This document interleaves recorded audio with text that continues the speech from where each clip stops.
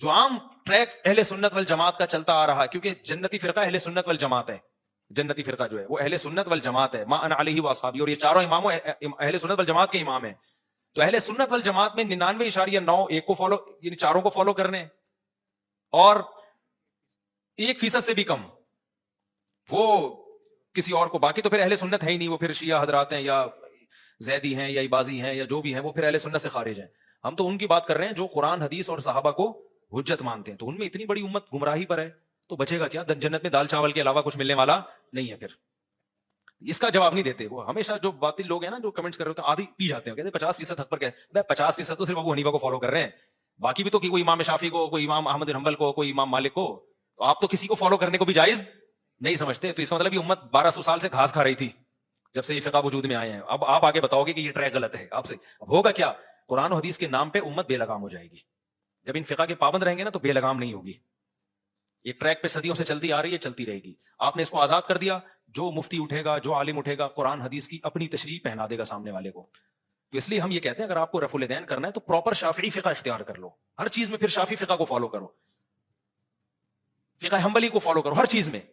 اب جیسے بعض اہل حدیث، اچھی بات ہے، مجھے تو اچھا لگا ان کا، کہتے ہیں ہم بھائی فقہ حنفی کو نہیں مانتے، ہم سعودیہ کے علماء کو مانتے ہیں. میں نے بھی جمعے میں بھی اس پر بات کی تھی، تو میں نے کہا سعودیہ کے علماء تو فقہ حنبلی کو فالو کرتے ہیں. انہوں نے کہا ہم فقہ حنبلی کو فالو کرتے ہیں. میں نے کہا بہت اچھی بات ہے، ایک جگہ تو ٹکو تو صحیح نا، وہ بھی اہل سنت والجماعت کے امام ہے بھائی. تو وہ یہاں پھر ایک اشکال ہوتا ہے کہ ساری دنیا بر صغیر میں ابو حنیفہ کو فالو کرے، آپ نے 1.5 اینٹ کی الگ سے بنانے کی ضرورت کیا ہے؟ لیکن چلو یار ہم دل بڑا رکھتے ہیں. اچھا وہ یہ کہنے لگے کہ میں جو ہے نا فقہ حنبلی کو نہیں، پھر وہ سعودیہ کے فلاں مفتی کو فالو کر رہا ہوں. بن باز کو زیادہ تر فالو کرتے ہیں، شیخ بن باز اور صالح العثیمین کو، بڑے عالم تھے وہ. انہوں نے فقہ حنبلی سے بھی چند چیزوں میں خروج کیا ہے. ایک مولوی صاحب، ایک صاحب تھے اسی طرح کہنے لگے. میں نے کہا بھائی جان بہت بڑی مشکل میں پھنس جاؤ گے تم، کیونکہ اگر تم ان کو فالو کرو گے نا ہر چیز میں، جیسے آپ کہہ رہے ہو کہ وہ قرآن و سنت صحیح سمجھتے تھے، تو شیخ بن باز کا بالکل واضح فتویٰ ہے کہ ایک نماز بھی جان کر چھوڑ دی تو کافر ہے وہ. ان کا تو مشہور فتویٰ ہے کہ اگر آپ نے الارم لگایا صبح 8 بجے کا آفس جانے کے لیے، فجر کا الارم ہی نہیں لگایا، تو آپ اسلام سے خارج، آپ کا نکاح بھی ٹوٹ گیا. یہ تو مشہور فتویٰ. یہاں آ کے ڈنڈی مارتے ہیں نہیں اس فتوے میں ان کو فالو. یار یہ تو پھر کلابازی، یہ تو خواہشات کی اتباع ہو گئی نا. پھر یہ کہتے ہیں اس میں ان کے پاس دلیل نہیں ہے. کیوں نہیں دلیل ہے بھائی؟ ان کے پاس اس بارے میں بھی حدیثیں ہیں، جمہور کے پاس بھی حدیثیں ہیں، ان کے پاس. اور یہ نماز چھوڑنے پر کافر ہونے والی حدیثیں تو بہت واضح ہیں، صحیح ہے نا، بہت واضح حدیثیں ہیں.